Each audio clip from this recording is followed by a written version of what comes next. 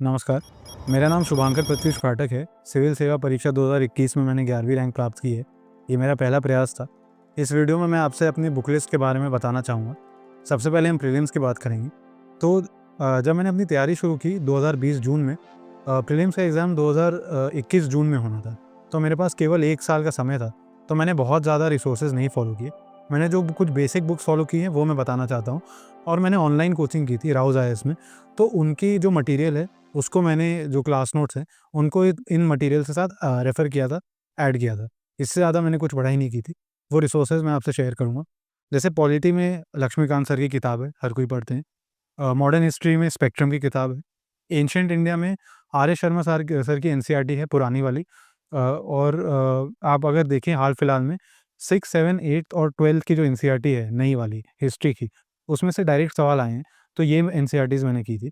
फिर ज्योग्राफी के लिए मैंने 11वीं और 12वीं की एनसीईआरटी की थी। बायोटेक का कुछ पोर्शन 12वीं की बायोलॉजी की एनसीईआरटी है, उसके लास्ट के कुछ 4-5 चैप्टर हैं, जिसमें एनवायरनमेंट का भी थोड़ा-सा पार्ट है, वो मैंने किया था। और जैसे सब environment, science and tech, international relation, इन सब्जेक्ट से मैंने कोई किताब नहीं ली थी। इनके लिए मैं जो राउज़ आईएएस का मटीरियल था और जो क्लास नोट्स थे मेरे, जो फोकस और कॉम्पास मैगज़ीन थे, मैं इन पे ही रिलाई करता था। प्रीलिम्स की मेरी मोटा-मोटी यही बुक लिस्ट थी। इसके बाद मैं आपको बताना चाहूँगा अपनी मेंस की बुक लिस्ट। तो जीएस 1 में अगेन मॉडर्न हिस्ट्री स्पेक्ट्रम ही काफ़ी है, बस आपका पढ़ने का तरीका चेंज होना चाहिए। एनालिसिस एस्पेक्ट पे आपको थोड़ा ज़्यादा इंपॉर्टेंस रखना है। ज्योग्राफी में सेम एनसीईआरटी और नोट्स। और अगर आप देखें वर्ल्ड ज्योग्राफी में, जो फिजिकल वर्ल्ड ज्योग्राफी है वो ज़्यादा पूछी जाती है, तो उसके लिए मैंने यूट्यूब पे कुछ-कुछ वीडियोज़ देखे थे। आप पीएमएफ आईएएस या राजतनिल मैम के वीडियोज़ देख सकते हैं। मैंने यही देखे थे, इससे ज़्यादा मैंने कुछ फॉलो नहीं किया। सोसाइटी में 11th और 12th की एनसीईआरटी आपको करनी है अच्छे से, क्योंकि अगर आप देखेंगे तो डायरेक्ट टॉपिक्स इनमें से आते हैं। हालाँकि वो एनसीईआरटी सफिशिएंट नहीं है, बट आपकी कंसेप्चुअल अंडरस्टैंडिंग अच्छी हो जाएगी। और लेकिन वो जैसे मैंने कहा सफिशिएंट नहीं है।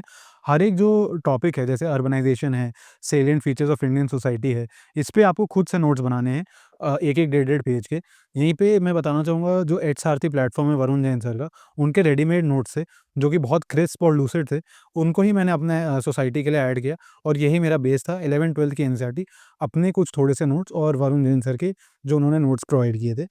आर्ट एंड कल्चर में मैंने जैसे प्रीलिम्स में मैंने कोई किताब नहीं फ़ॉलो की थी। मैंने अपने क्लास नोट्स ही पढ़े थे। बट मेंस के लिए मैंने नितिन सिंघानिया सर की जो किताब है वो ले ली थी। बिकॉज़ अगर आप 2020 का पेपर देखें तो 50 नंबर आर्ट एंड कल्चर से आ गया था। तो मैंने नितिन सिंघानिया सर की बुक से कुछ बहुत स्पेसिफ़िक और इम्पोर्टेंट टॉपिक्स मैंने यहाँ से किए थे। वर्ल्ड हिस्ट्री और पोस्ट इंडिपेंडेंस अगर आप देखें जीएस 1 में, इनसे सवाल बहुत कम आते हैं, ये इतने इम्पोर्टेंट भी नहीं है। तो ये मैंने खाली क्लास नोट्स रखे थे। इनमें मैंने कोई किताब या एनसीईआरटी नहीं पढ़ी। जितने भी लोग यूपीएससी की तैयारी कर रहे हैं, आप सभी के लिए चैट जीपीटी का पूरा कोर्स बिल्कुल फ्री ऑफ कॉस्ट हमारे एप्लीकेशन पे देखने को मिल जाएगा। देखिए, चैट जीपीटी के माध्यम से आप यूपीएससी के मुश्किल टास्क को भी काफ़ी इजीली टैकल कर सकते हैं। आप आंसर राइटिंग कर रहे हैं, तो आप चैट जीपीटी के माध्यम से आंसर को चेक करवा सकते हैं। इवन आप चैट जीपीटी के माध्यम से मॉडल आंसर भी प्राप्त कर सकते हैं। नोट्स मेकिंग हो चाहे पीवाईक्यू एनालिसिस हो, चैट जीपीटी आपकी हर मात्रा में हेल्प कर सकता है। बस सीखने की जरूरत है कि चैट जीपीटी को यूज़ करना कैसे है। हमने सिखाया है इस पूरे कोर्स में बिल्कुल फ्री ऑफ कॉस्ट। इस कोर्स को अगर आपको प्राप्त करना है तो आपको डिस्क्रिप्शन में लिंक मिलेगी एप्लीकेशन की, आप डाउनलोड कीजिएगा, वहाँ पे आपको ये कोर्स देखने को मिल जाएगा। इसके साथ में अगर आप एक ऐसा एस्पिरेंट है जो भी तैयारी को शुरू कर रहे हैं और अगर आपको प्रॉब्लम आ रही है कि तैयारी की शुरुआत कहाँ से करें, या फिर आप एक ऐसा एस्पिरेंट है जो एनसीईआरटी को पढ़ रहे हैं और एनसीईआरटी को पढ़ने में दिक्कत आ रही है, तो आप हमारा शून्य से शुरुआत बैच ले सकते हैं। इस बैच में आपको हमने कंप्लीट एनसीईआरटी को कवर किया है। यहाँ पर आपको 90 डे चैलेंज भी देखने को मिलेगा, यानी कि आपको रोजाना एक टारगेट देखने को मिलेगा। हम आपको डेली बेसिस पे एक टारगेट देंगे, उसको आपको पूरा करना रहेगा और आप इस माध्यम से आप 90 दिनों में एनसीईआरटी को पूरा करेंगे। साथ में आपको क्लासेज मिलेगी और रिवीजन के लिए नोट्स और टेस्ट भी देखने को मिल जाएंगे। इन सबके साथ में आपको 1-to-1 मेंटरशिप की सुविधा मिलेगी। अगर आपको कोई भी डाउट है तो आप मेंटर के साथ में डिस्कस कर सकते हैं। वैसे काफ़ी एस्पिरेंट को प्रॉब्लम आती है, कोई भी अगर डाउट है तो किसके साथ में सॉल्व करें, तो आप यहाँ पे मेंटरशिप के माध्यम से मेंटर के साथ में डिस्कस कर सकते हैं। और इसके साथ में यहाँ पर आपको वीकली लाइव की सुविधा भी देखने को मिलती है। लाइव जुड़ते हैं सभी लोग हर संडे को और जितने भी एस्पिरेंट इस बैच के अंदर जुड़े हुए हैं सभी लोग अपने सवाल जवाब करते हैं और आपको एक ऑफलाइन वाला इन्वायरमेंट में यहाँ पे देखने को मिल जाता है।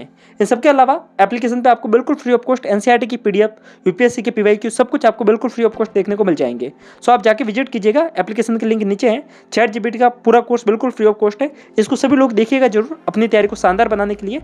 अगर आप इसको कर लेते हैं तो आपको फिर किसी और की हेल्प की नीड नहीं रहेगी, आप अपने आंसर राइटिंग को काफ़ी बेहतर बना सकते हैं चैट जीपीटी के माध्यम से।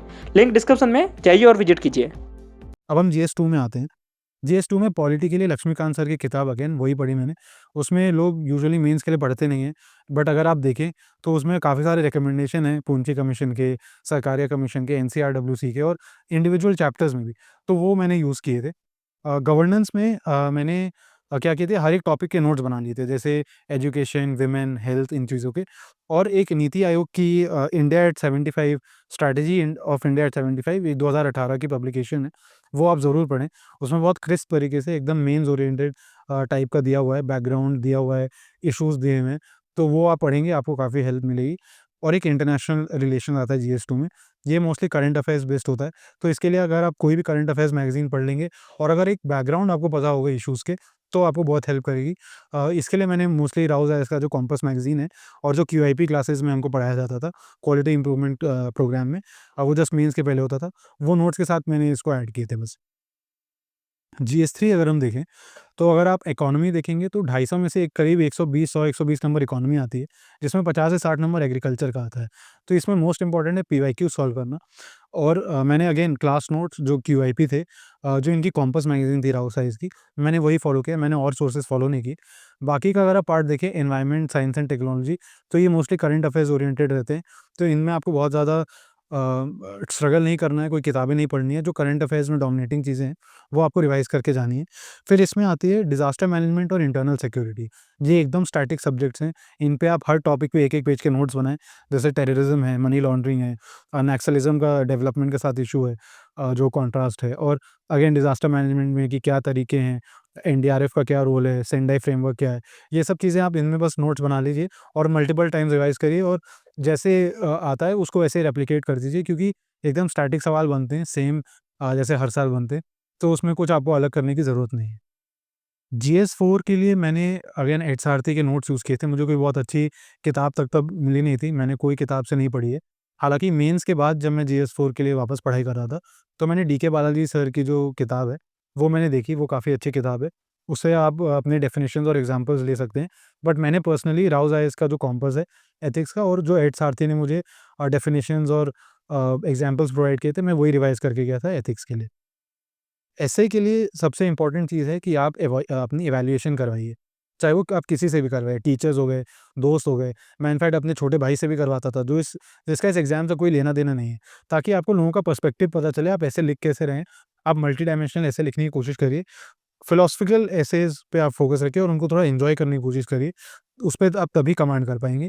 एंड कुछ सब्जेक्ट्स हैं जैसे एजुकेशन, हेल्थ, वुमेन इश्यूज़, इन पे आप ज़रूर एक-एक ऐसे लिखिए, क्योंकि ये आपको GS2 में बहुत हेल्प करेंगे। इस बार अगर आप देखें तो एजुकेशन में earn while you learn scheme पे सवाल आया था, क्योंकि मैंने वोकेशनल एजुकेशन पे ऐसे लिखा था तो मेरे लिए ईज़ी था। फिर प्राइमरी हेल्थ केयर पे सवाल आया था, अगेन मैंने हेल्थ पे ऐसे लिखी थी तो मेरे लिए ईज़ी हो गया था।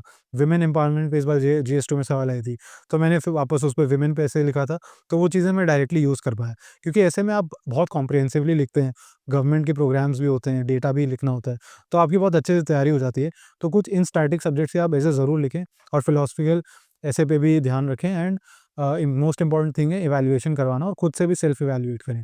एंड कुछ टॉपर्स के आप एसेज भी पढ़िए, तो उससे आपको आइडिया लगेगा कि एग्जैक्टली लिखना कैसे होता है। जीएस में तो मेरी मोस्टली यही बुक लिस्ट थी, क्योंकि मेरे पास बहुत कम समय था, तो मैंने बहुत लिमिटेड सोर्सेज पढ़े, मैंने उनको बार बार पढ़ा, एम्फेसिस आंसर राइटिंग पे रखा, और ये कि जो मेरी लिमिटेड नॉलेज है उसको मैं कैसे एग्जाम मतलब आंसर में यूज़ कर पाऊँ, ना कि मैं बहुत ज़्यादा पढ़ लूँ और मुझे समझ ही ना आए कि मैं लिख क्या पाऊँ। मुझे बहुत कम नॉलेज थी, बहुत कम चीज़ें मैंने पढ़ी थी, और मैंने उसी नॉलेज को हर क्वेश्चन में फिट करने की कोशिश की। ये स्किल ऑफ आंसर राइटिंग आपको सीखनी पड़ेगी, वो बहुत इंपॉर्टेंट है। यही मेरी स्ट्रैटेजी थी, यही मेरी बुक लिस्ट थी। एंड आई होप ये आपको हेल्पफुल लगा हो वीडियो। आई होप आप एग्ज़ाम अच्छे से दें, आपके अच्छे नंबर आएँ, एंड आपको जो आपकी प्रेफ़रेंस सर्विस है वो आपको मिले। Thank you so much and all the best.